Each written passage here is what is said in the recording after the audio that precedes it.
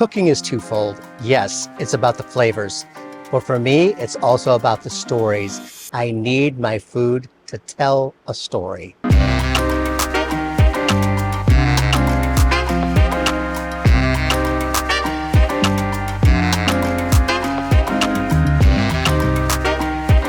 I'm really excited to do this dish for you today because I was inspired to do this dish by the great Paul Prudhomme.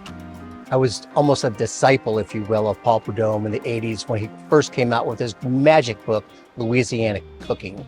And he did this dish that rocked America called the blackened red fish. And I thought it was fascinating the way he took the fish and dipped it in butter and then spices, his Cajun magic, and then scorched it in a flaming hot pan. And I took a cue from that. But then I did my Norman Van Aken version, which I'm gonna make today. And I believe this is a great place for us to start cooking together.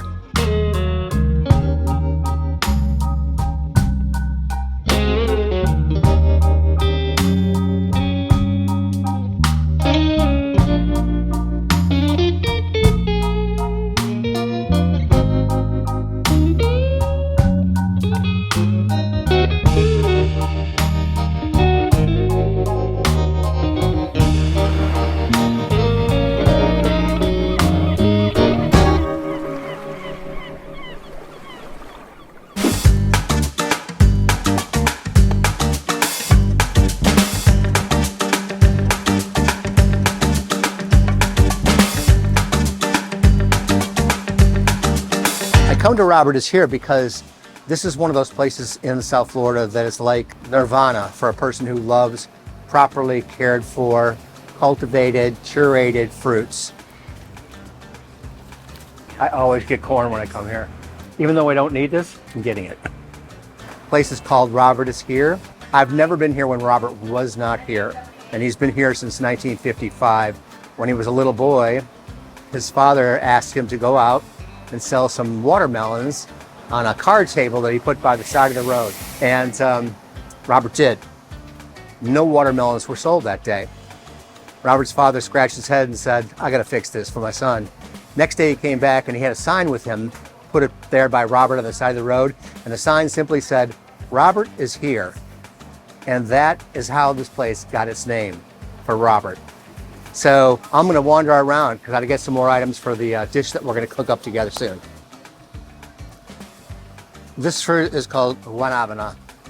In the English-speaking world, it's called soursop, and it is considered one of the most sought-after fruits of all for its fragrance and its flavor. It's actually sometimes compared to an amalgamation between grapefruit and banana and mango. It's just this.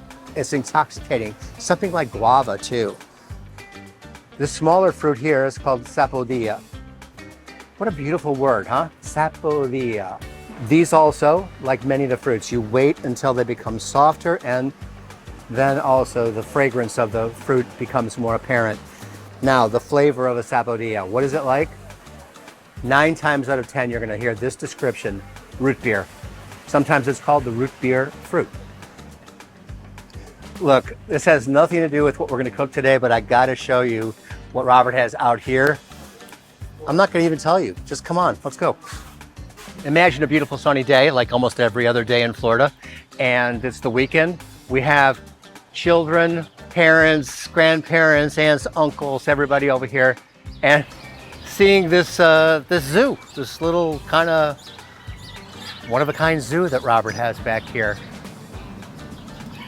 If somebody was to say, Norman Van Aken, name the top 10 things that you love to do in life, one of them is going to be go to farmers markets. I walk faster, I think faster, I get hungry, I let my mind just kind of roll. I don't need a recipe. I need to go there, I need to see what looks beautiful, smells beautiful. I engage with the people that are growing these things. This is the place that caused me to become a chef in the first place. I grew up in the Midwest and I love the Midwest, but it wasn't until I got to Florida, to Key West and then to Miami, to where I really came into my own as a person with a particular identity as a chef. And I just want to share that with you.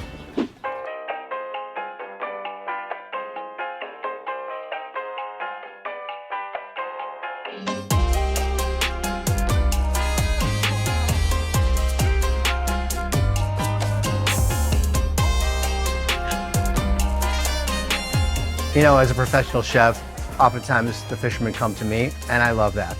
But I cook at home a lot too, and sometimes I travel. And what I do is I go to a fish market like the one I'm standing in right now.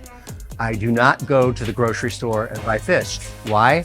Well, let your nose be your guide, folks. You come in here, what do you smell? You smell the ocean. You smell fish. You don't smell fishy, you smell that fresh, beautiful, enticing aroma that fish is. You can see the fish, you can look it in the case, talk to the people who work here. They're very knowledgeable and they're very passionate.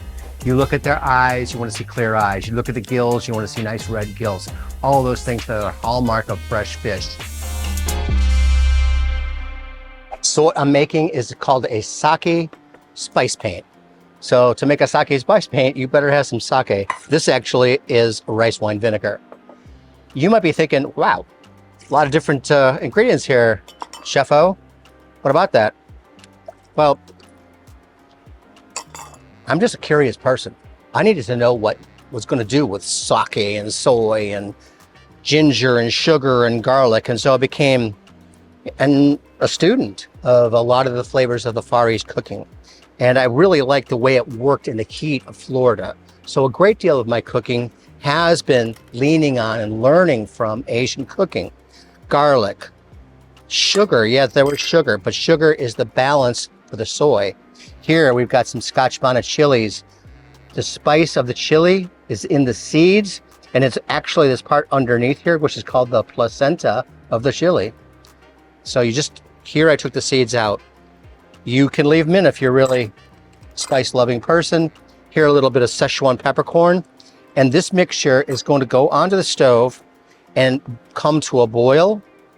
I'm going to just give that sugar a stir. The flavor that we're creating here is really a range of flavors. It's got that sweetness from the sugar, of course. It's got that acidity of the rice wine vinegar. It's got that haunting characteristic that is soy sauce. Soy sauce is amazing. I mean, I think people think of it as afterthought oftentimes, but one visit to Japan and seeing the brewery, because it is a brewery for soy sauce, then you'll see that this is history. This is artisanal craft in process. So I'm just gonna go ahead and put this on the stove at a high place, let it come to a boil, let the infusion go on, let those ingredients get to know each other. There's a marriage, there's a dance, there's a love making going on. Maybe you noticed, but I didn't give you a cooking time because frankly, it's always different. You have to pay attention. There's probabilities, but there's no absolutes. So the timer things, they're good to use, but they are not your God. Watch. Here we have the sake spice paint. It's come to the level of reduction I want.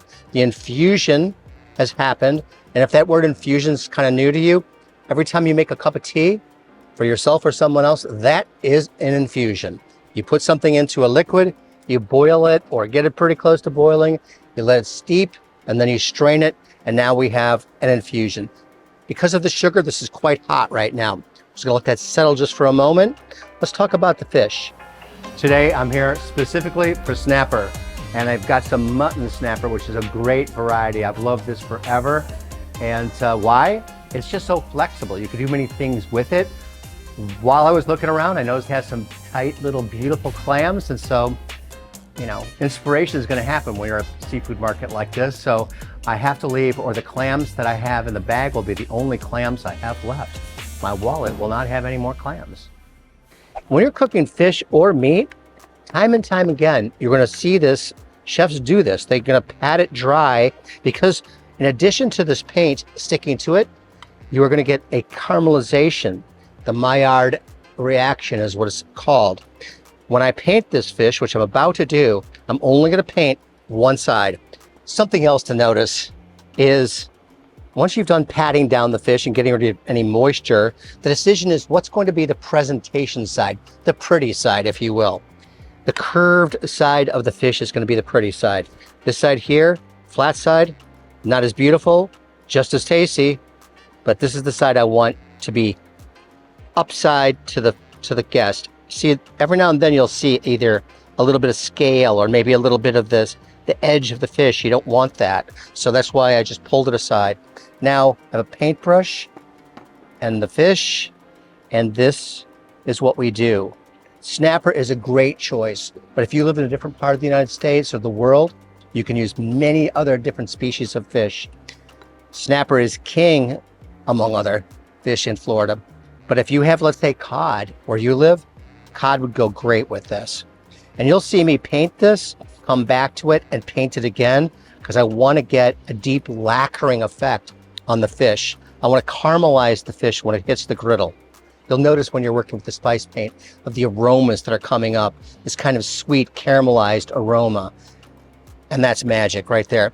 We're going to come back and we're going to paint that some more. Now I've got my clams and I got a pot for the clams. What I'm going to do is just drop my clams in here. So simple. Clams are like one of the easiest things in the world to do. And then I've got a beer, and you got to open a beer. So make sure you use that side of the knife and put that beer in there. It's foaming up because it's warm out here. It's a pity not to drink this right now, but it's a warm beer, so we won't. Now I'm gonna go ahead and put this on the griddle. I wanna wait until the clams are just starting to open up, and then I'll put my fish on. You can see this is a rather thin fillet. If for some reason your fish that you've chosen is thicker, well, then you're gonna need to get your fish on a little bit more quickly. You're always timing. Where is that intersection of these two things being ready at the very same time? That's one of the great challenges in the professional kitchen, is you've got a Saturday night and 200 people out there are hungry, and you're trying to figure out how you're gonna get 4 people's food up at the same exact moment. He's having a filet mignon, she's having a veal chop, he's having a lobster, somebody else is having a vegetarian plate. But the chefs have to synchronize this thing perfectly. Now, you don't have to do that today or anytime really, unless you join the Navy like me. I mean, the kitchen Navy. And so all I have to think about is clams opening up. As soon as they're opening up, then I'm gonna get my fish on. There's no reason on earth why people shouldn't be cooking fish at home more often. And of course, we're outside, so that's a beautiful thing when it comes to cooking fish. Some nice oil on there. I always like to just kind of distribute the oil, make sure I've got the whole griddle, the whole surface of the griddle that I want cooking. And now this is important.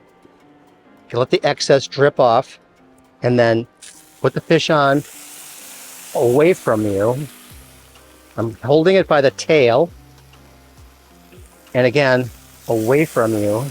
That way, no splashes. Nothing hitting your skin, nothing to make you feel like, why did that guy tell me I should be cooking fish at home? No, if you're careful, it's an easy thing. These are super cool fillets. This is easier to cook than a piece of chicken breast, honest. Let's take a look at these clams. You want to go ahead and stir your clams around with some tongs like this. Make sure that any that are a little bit less exposed to the heat are opening up. And then coming back to the fish, I haven't touched that fish yet because I don't want it to stick. Reverse logic. You almost feel like as soon as you put it on there, you're supposed to like get there and get busy with the pushing it around, the lifting it up, but actually no, not the case. Look at that, how it's sliding beautifully. Let's pick it up, have a look. I can see right there that, look at that great, this is the Paul Perdomo sort of color that I was looking for. The blackened redfish that Paul made world famous. Drop that to the other side just like that. The glaze is looking great, but still I can put a little bit more just to bring it up. You know my love affair with Key West, so got some key limes in the market. They got those pretty little things, so I'm just gonna go ahead and employ those for my acidity. Limes are great, lemons are great. Key limes, if you get in a market where they've got them, that's kind of nice. Let's go ahead and pull our plate. We're going to plate up on right here. And we're assessing the doneness of the fish. A meat thermometer is a great thing. I heartily endorse them. But for something like a thin fillet of snapper that this is, your sense of touch is something to learn. The fish is thinner here than here, just by a little bit, but that's a big little bit. Here, I can feel it's got that nice bouncing texture. So that's where we're gonna be. I'm gonna go ahead and take one fish, set that aside for you know who. And then the other fish, I'm gonna go ahead and put onto the plate. I wanna slide it off like so. And then we're gonna get to the clams. A little sugar string.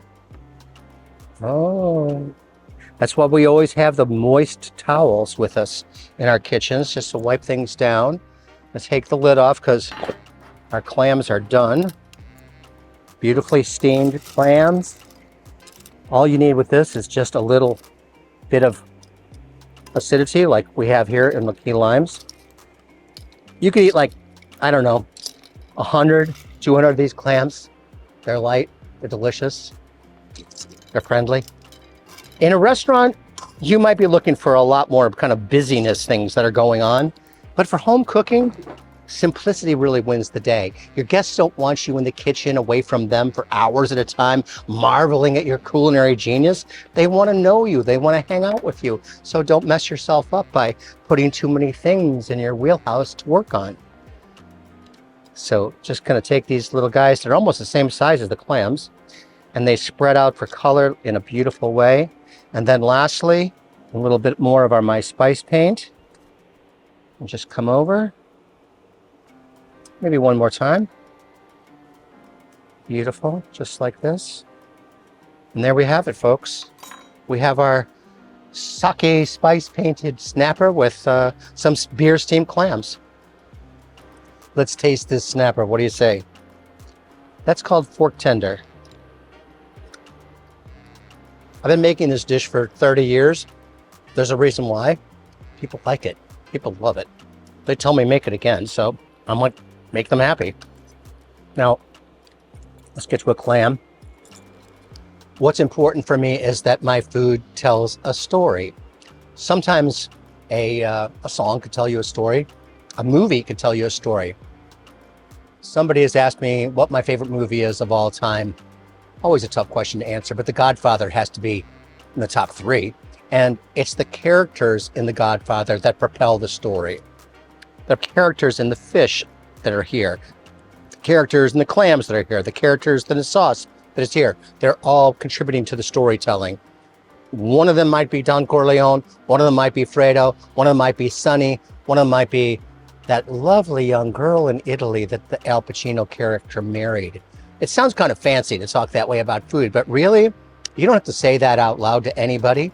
But if your interior monologue allows you to be that connected to the cooking, to the food, and to the storytelling, it's going to come out in the flavors of your dish. Welcome to Norman's. Well, almost Norman's.